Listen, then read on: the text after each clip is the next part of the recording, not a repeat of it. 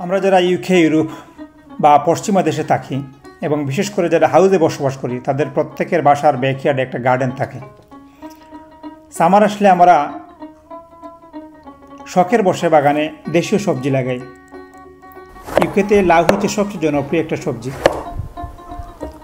Summer সিজনে রীতিমতো একটা প্রতিযোগিতা চলে কার বাগানে কত বেশি লাউ ধরেছে। এসব প্রতিযোগিতায় মাঝে মধ্যে আমি অংশগ্রহণ করি। ফেসবুকে বা সোশ্যাল নেটে আমিও মাঝে মধ্যে ছবি আপলোড করি। অনেকে দেখে অনুপ্রাণিত হন, ভালো প্রশংসাও পাই। ব্যাপারটা আমার কাছে ভালোই লাগে এবং আমি খুবই উপভোগ করি। সমস্যা হচ্ছে গাছের সব লাউ কিন্তু বাঁচে না। কিছু লাউ ছোটো হয়ে যায়, শ্রিঙ্ক হয়ে যায় বা বড় হয় না। আমি আজকের সেই সব লাউ দিয়ে কিন্তু আমার আজকের এই রেসিপিটা। মেক শিওর আপনারা ভালো করে ধুয়ে নেবেন যাতে কোনো পোকা টোকা যাতে না থাকে। তারপর এখানে আমি 2টা পেঁয়াজ নিয়েছি, মিডিয়াম আকারের 2টা পেঁয়াজ, এবং খুব ছোটো ছোটো করে চপ করে কাটতেছি।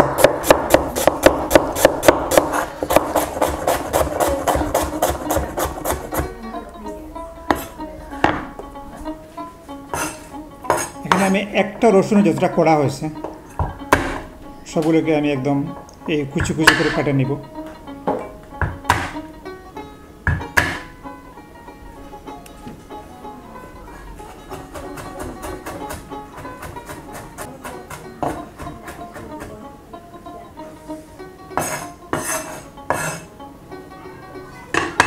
করবো আমি এখানে 1 মুষ্টি গ্রিন চিলি বা কাঁচামরিচ আমি কেটে ব্যবহার করব।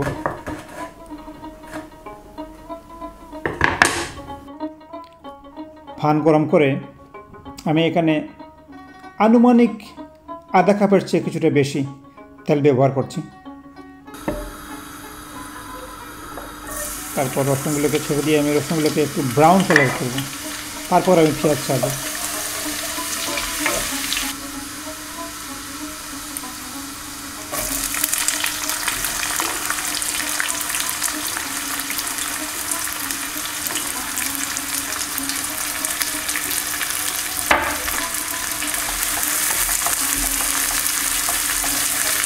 তারপর লবণটা আপনারা নিজের স্বাদ মতো দিয়ে দিবেন। লবণের পরিমাণটা আমি আমার স্বাদ মতো দিচ্ছি, আপনারা স্বাদ মতো দিয়ে দেবেন, যতটুকু লবণ পছন্দ করেন।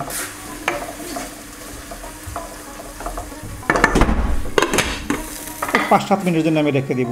তারপর আমি যে কাজটি করব, আমার একটা চপারের মধ্যে আমি এই লাউয়ের পিসগুলোকে আমি একদম ক্রামের মতো করে দেব। ক্রাম বলতে মানে একদম মিহিও না আর একদম ইয়েও না, বড়ও না, যাতে গুঁড়ো গুঁড়ো দিয়ে থাকে এরকম একটা সাইজ।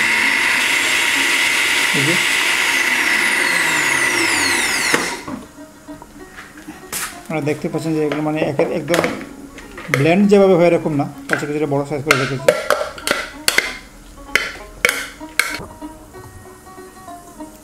তারপর আমি যে কাজটি করব, এই যে পেঁয়াজগুলোকে আমি আমার ব্লেন্ডার মেশিনে বা আমার চপার মেশিনে আমি এগুলোকে করে নেব। আমি গ্যাস সেভ করছি, কারণ ইউকেতে আমাদের এখন গ্যাসের আর ইলেকট্রিকের যে দাম বাড়তেছে, আমি সেভ করতেছি, এনার্জি সেভ করতেছি। এখানে আমি ব্লেন্ডার মেশিনে আমি এগুলোকে ব্লেন্ড করে আমি আবার আমার পানি দিয়ে দিলাম, যাতে আমি কিছুটা এনার্জি সেভ করতে পারি। সামান্য পানি দিয়ে আমি 5 মিনিটের জন্য রেখে দিব।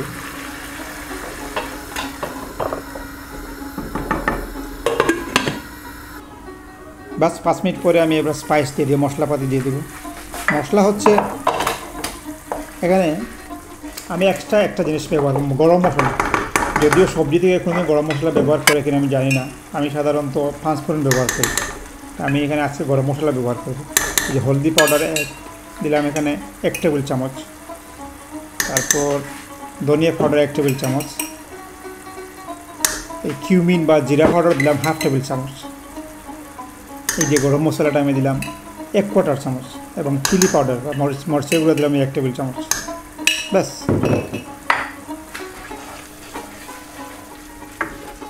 5-7 মিনিট জন্য রেখে দেবো, যাতে স্পাইসের গন্ধটা চলে যায় এবং ভালো করে কষানো হয়। তো এখানে আরেকটা জিনিস আমি অ্যাড করবো, যে ব্যাপারটা হচ্ছে এটা হচ্ছে অপশনাল। টমেটো পেস্ট বা টমেটো পুরি, এটা সুপার শপে পাওয়া যায়। আপনারা এটা অপশনাল চাইলে দিতে পারেন, নাও দিতে পারেন, জাস্ট এটা একটা কালারের জন্য। জাস্ট 5 মিনিট রেখে দেবে, একটু একদম স্লো আগুনে রেখে দেবে।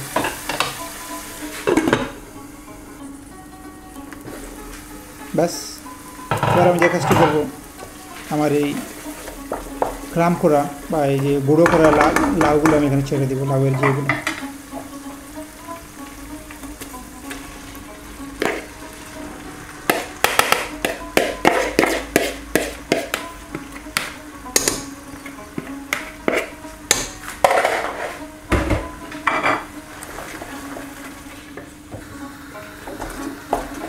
আগুনটা আপনার কাছে কন্ট্রোল রাখবে, আগুন যাতে বেশিও না হয় কমও হয়, যাতে কমও না হয়, একদম মিডিয়াম আছে, কিছুটা কম লো ফ্লেমে আগুনটা রেখে দেবেন ভালোভাবে নেড়ে 5-6 মিনিটের জন্য। তবে খেয়াল রাখতে হবে যাতে নিচে না লাগে। ব্যাপারটা তো ড্রাই, জিনিসটা তো একদম ড্রাই, নিচে লাগার সম্ভাবনা থাকতে পারে, সেটা আপনারা কিছুক্ষণ পর খেয়াল রাখবেন যাতে নিচে না লাগে।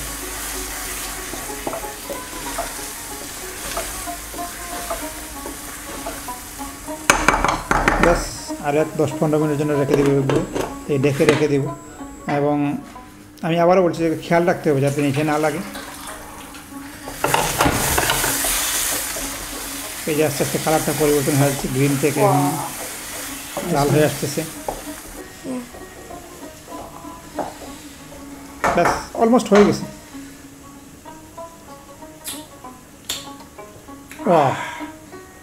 পারফেক্ট।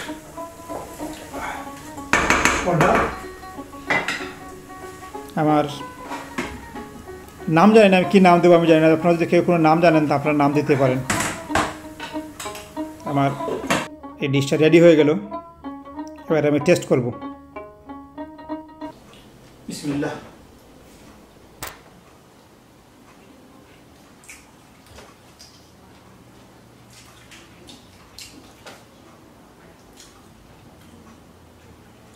মাশাআল্লাহ, আসলে খুব মজা হয়েছে। অনেকে ভাবতে পারেন যে আমি নিজে রেঁধে তারপর নিজে তারিফ করতেছি। সত্যি কথা বলতে আপনারা এই রেসিপিটি বাসায় ট্রাই করবেন, ট্রাই করে তারপর আমার এই ভিডিওর কমেন্ট বক্সে আপনারা কমেন্ট করবেন যে কেমন হয়েছে। যদি বিশ্বাস না হয়, এতটাই মজা হয়েছে যে আমি আপনাদের বলে বোঝাতে পারবো না। ধন্যবাদ সবাইকে আমার ভিডিওটি দেখবার জন্য। ভালো থাকবেন।